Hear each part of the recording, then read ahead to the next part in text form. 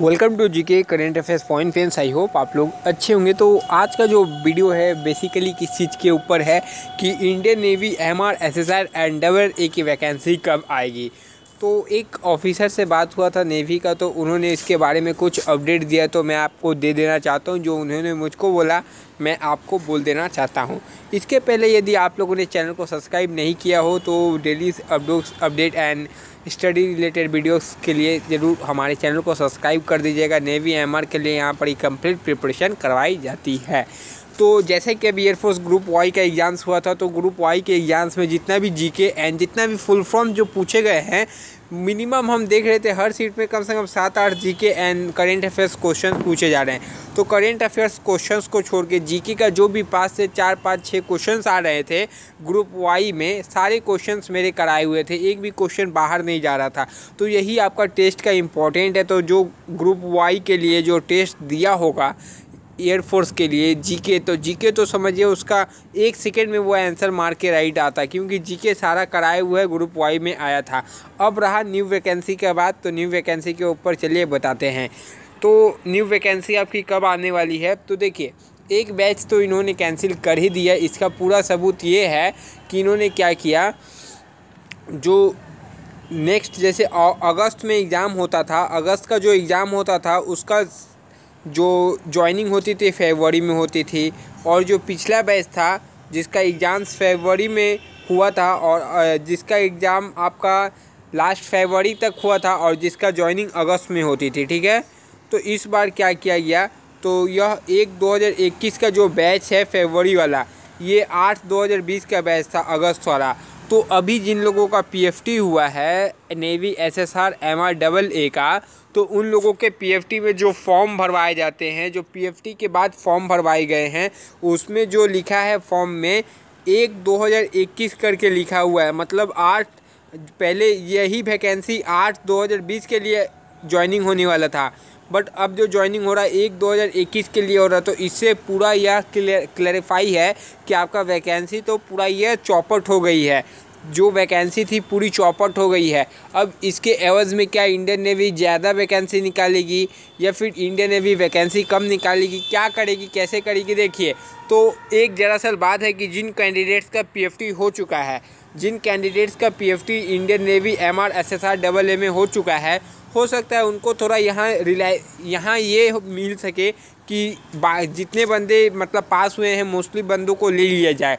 ये भी कर सकती है इंडियन नेवी, क्योंकि इंडियन एयरफोर्स तो अपना ओपन रैली करके कंडक्ट करवा ली है, ओपन रैली के थ्रू वो तो बच्चे ले लिए हैं। बट इंडियन नेवी कोई आपकी ओपन रैली नहीं करवाती है, तो उनको भी अपना सीट्स को फुलफ़िल करना है, जिसके कारण वो क्या कर सकते हैं कि जो पीएफटी हुआ है उन पीएफटी से ही बंदे को फुलफ़िल कर ले, ज़्यादा कैंडिडेट्स को ना छाटे, ये कर सकते हैं। या फिर न्यू वैकेंसी जो आएगी उसमें थोड़ा वैकेंसी बढ़ा सकती है। तो जैसे पीएफटी जो हुआ है टोटल, जैसे मैं बता सकता हूँ इसका क्या मतलब यहाँ रणनीति हो सकता है कि जैसे 3000 वैकेंसी के आसपास यहाँ पर ही कैंसिल हुई है, तो पीएफटी वाले जो हो चुका है 1500 वैकेंसी इसमें डाल दे, और हो सकता है जो न्यू वैकेंसी है उसमें 1500 वैकेंसी इंक्रीज़ कर दे। यही क्राइटेरिया कुछ कर सकते हैं नेवी, वरना क्योंकि इनको तो फुलफ़िल करना ही होगा, विदाउट फुलफ़िल काम होने वाला है नहीं। तो हो सकता है ज़रूर ये फुलफ़िल कर लेंगे अपना पीएफटी के द्वारा या फिर आने वाले वैकेंसी के द्वारा। तो आने वाला वैकेंसी बोल रहा हूँ, तो वैकेंसी कब आने वाला है, तो देखिए जैसा कि सब एग्जाम अब नॉर्मली होने लगे हैं। इंडियन एयरफोर्स, इंडियन नेवी की सारी नेवी की भी पीएफटी चालू हो चुकी है, तो अब इसका नेवी का वैकेंसी भी बहुत जल्द आएगा। नवंबर के लास्ट तक पूरी चांस है कि आपका वैकेंसी आ जाए एमआर एसएसआर डबल ए का। पहले एसएसआर डबल ए का वैकेंसी आएगा, जस्ट उसके 1 सप्ताह के बाद एमआर का वैकेंसी आ जाएगा। तो यह मैंने सेंटर में जहाँ पीएफटी चल रहा था वहाँ पर ही पूछा था, तो एक ऑफिसर ने बताया था कि यह वैकेंसी आ सकती है। तो वैकेंसी नवंबर तक आ सकती है। उन्होंने जैसे बोला कि जैसे पिछले साल आया था नवंबर में, उसी टाइम के आसपास आ सकती है, या दिसंबर भी ले सकती है फर्स्ट वीक तक। तो लेकिन वैकेंसी इस बार आपका क्लियर आएगी। तो देखिए प्रिपरेशन कैसे करें, बहुत सारे लोग डीमोटिवेट हो चुके होंगे, जाहिर सा बात है। आपकी जगह मैं भी रहता तो वैकेंसी टल रहा है, इतना प्रिपरेशन करने के बावजूद भी वैकेंसी टल रहा है, तो डीमोटिवेट का सवाल है ही। तो इसमें कुछ किया नहीं जा सकता। अब मैं आपको कुछ भी बोल के क्या मोटिवेट करूँ, वैसे कुछ फ़ायदा नहीं है कि मैं आपको 10 ठो कुछ भाषण दे दूँ, तो भाषण दे के कुछ फ़ायदा नहीं है। तो देखिए एक ही बात बोलूँगा कि स्टडी के टच में रहिए, स्टडी के टच में रहिए तभी काम होगा। विदाउट टच में रहने से कुछ काम नहीं होने वाला। डायरेक्ट टच में रहिए, मतलब नॉर्मली पढ़ते रहिए। जो आपका सिलेबस है समझिए, आप पहले 2 घंटे देते थे, अब आप दूसरी चीज़ें, जैसे आप 11-12 में पढ़ रहे हैं तो साथ में 11-12 के पढ़ाई को भी पढ़ते रहिए, उन पढ़ाई को न छोड़िए। और साथ में यहाँ पर 1-1.5 घंटा सुबह चाहे शाम को दीजिए, उसमें आप 1-1.5 घंटा सुबह शाम करके पढ़ सकते हैं, जिससे क्या होगा आपका टच में रहेगा। वरना एक बार पूरा छूट जाने के बाद सब एक बार सोचिए आप पूरा सब अच्छे से कर लिए हैं, फिर आप छोड़ देंगे तो पूरा फॉर्मूला सब आप भूल जाएंगे। तो फिर फॉर्मूला उतना पढ़ो, फिर बहुत सारे मतलब कॉन्सेप्ट भूल जाएंगे, तो आपको दिक्कत होने वाली है। इसलिए पढ़ाई का टच में रहिए। और मैं आप लोगों के टच में रहने के लिए अब क्या जीके का टेस्ट स्टार्ट करने वाला हूँ MRSSR के लिए। तो वो जीके का टेस्ट होगा, 25 क्वेश्चन डेली कराए जाएंगे। तो क्या टेस्ट स्टार्ट कराना चाहिए या ना कराना चाहिए, ये आप कमेंट में बता दीजिए।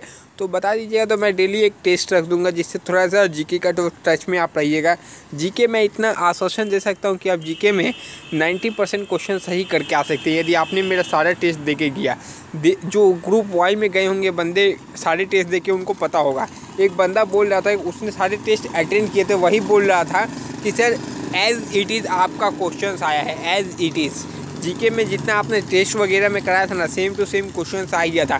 भले आगा का पोर्शन हार्ड था, मैथ हार्ड था, रीजनिंग हार्ड था, ये सब चीज़ें हार्ड था, बट जीके का जो पोर्शन था वो आपने जो करवाया वही एकदम हूबहू आपका आ गया था परीक्षा में। तो इसलिए मैं बोलता हूँ कि आप यदि करके जाइएगा तो फ़ायदा आपको मिलेगा, बेनिफिट आपको मिलेगा। तो वैकेंसी आपकी नवंबर लास्ट तक या दिसंबर फर्स्ट वीक तक श्योर है, इस बार आ जाएगी। तो इस बार प्रिपरेशन अच्छे से कीजिए। रहा डेट ऑफ बर्थ का बात, तो वो अब नोटिफिकेशन के बाद ही पता चलेगा।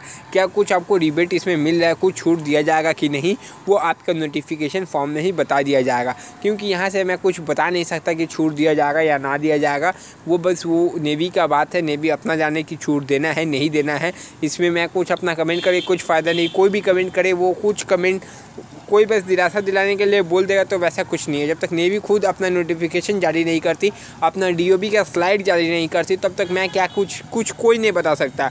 तो किसी के बातों पे, अफवाह पे ध्यान मत दे। जब तक नेवी अपना नोटिफिकेशन नहीं डालेगी तब तक पता नहीं चलेगा DOB क्या उन्होंने छूट दिया या नहीं दिया, एयरफोर्स ने छूट दिया या नहीं दिया, वो ऑफिशियल नोटिफिकेशन के बाद ही पता लगता है। तब तक के लिए जय हिंद फ्रेंड, नेक्स्ट वीडियो आपसे मिलते हैं। तो क्या डेली टेस्ट स्टार्ट होना चाहिए या ना होना चाहिए, यदि होना चाहिए तो कमेंट बॉक्स में बताइए।